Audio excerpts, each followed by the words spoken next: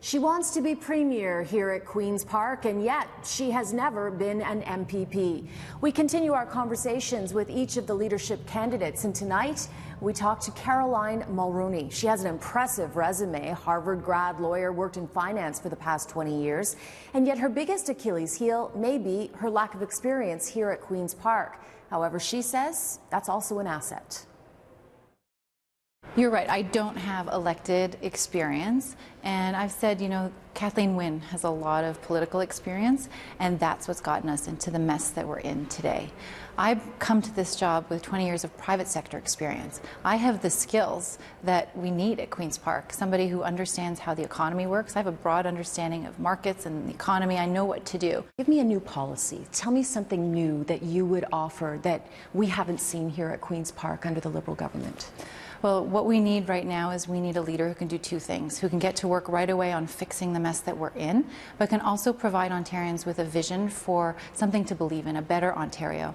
We have an economy that is rapidly changing because of technology, and the jobs that we have today will be different than the jobs we have in 10 years, that our children will be looking, that they will be going for in the job market. So we need to have a real conversation and look thoughtfully at what that job market's going to look like so that we can train students today for the jobs of tomorrow, and that's something that I will do as leader. What is the biggest issue facing this province right now that you would tackle first? So the first thing to tackle is affordability, and that means lowering hydro rates. It means putting more money back into people's pockets by lowering their taxes.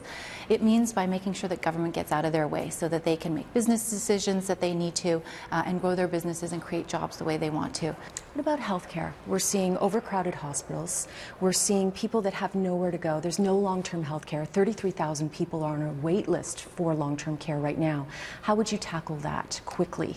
That is a big issue. People spend more time on the wait list than they do in homes. And so it is a big issue as our population is aging and that demographic is getting bigger. It's something that we need to focus on right away. And you're right, hallway medicine, wait times in emergency rooms, it's gotten out of control. We need to focus on making sure that we are spending our healthcare dollars in the ways that we need to, not on administration, but on the front line.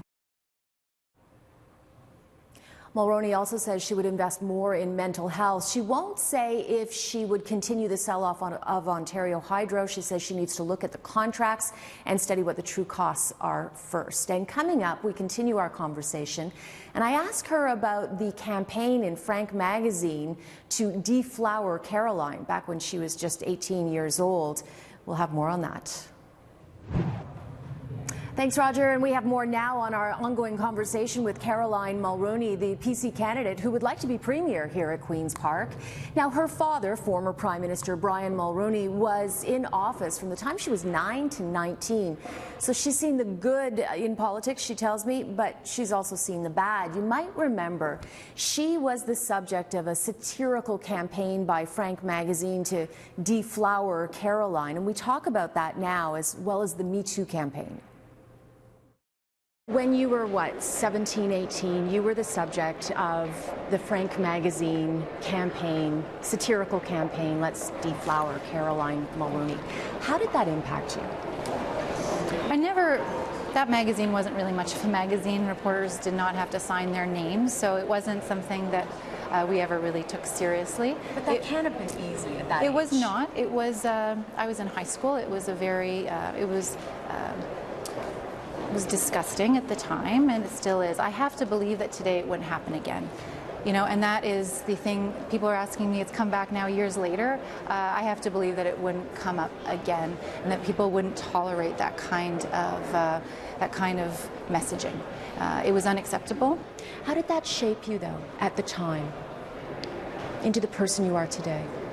For me, at that time, my father was going through, he was fighting a lot. He'd fought the '88 election on free trade, brought in the GST. So he brought in some measures that were not popular, but he did them because he thought they were right. So I was in that already, and this was just another example of some negativity that we had to deal with. It's unacceptable. I would not ever want that to happen to any other woman, any other girl. And if I'm elected, these are the kinds of things that I will stand for, make sure that they do not occur. What do you think of the Me Too campaign right now? Do you think that it's going too far, and we'll talk about Patrick Brown in a moment, but there's this automatic believe the victim hashtag. Do you believe that we should automatically believe every woman who comes forward? I believe that every woman should be encouraged to come forward if they have a complaint, and that those complaints and allegations need to be taken seriously. I think that we need to have the process in place where all the allegations can be evaluated and people feel like they can come forward. I think we need to go case by case, and that's what we should be able to expect as people coming forward with any kinds of complaints of wrongdoing. Coming up, we talk about Patrick Brown and the party that turned.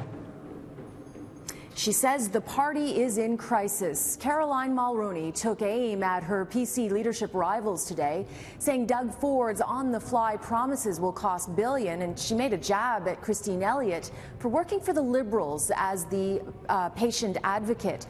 And she's also calling out again for Patrick Brown to step aside while the allegations continue to swirl around him. We continue our conversation now with Caroline Mulroney about Patrick Brown, the man who brought her into provincial politics, and the party that took him down. Let's talk about Patrick Brown. He is the leader that brought you in as a star candidate, and now, even today, you held a news conference asking for him to step aside and asking the other leadership candidates to join you in that. There's some real irony here. You know, he needs to step aside and clear his name outside of this leadership race. I think that's clear. Do you think he's been given a fair shake, though? I mean, he was basically turfed out on allegations that have still yet to be proven. I think that over the last few days, there's a lot of allegations that have come forward that he needs to address. And what I've said is that he needs to do that outside of this leadership race. We have 6 weeks to pick a new leader who can finally defeat Kathleen Wynne. Our party, the last time the PC party won an election was 19 years ago.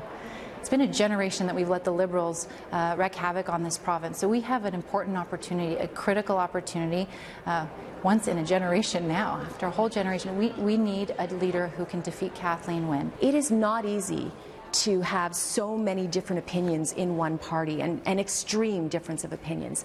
Where would you stand within that party, and how would you unite them? Because it's, I mean, as we've seen from him, it's not easy, and they can bring you down. That's why you need to have the right leader.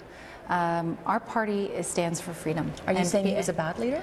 What I'm saying is that going forward, we need to have the right leader who can unite the party. How much of an influence will your father have if you become premier? Some people are saying actually Brian Mulroney would be the premier of Ontario, not Caroline, that he would be the puppet master. I think he wouldn't want to hear that, because he's trying to retire a little bit and slow down and spend more time with my mother after many years of working very hard.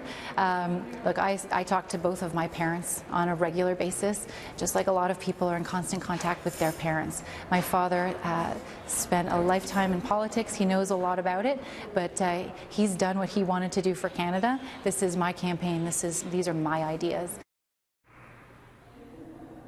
Caroline Mulroney says she is against any new taxes and would not impose the carbon tax. She said she could find the $4 billion from it in lost revenue through savings. Now, you can watch our entire uncut interview on citynews.ca.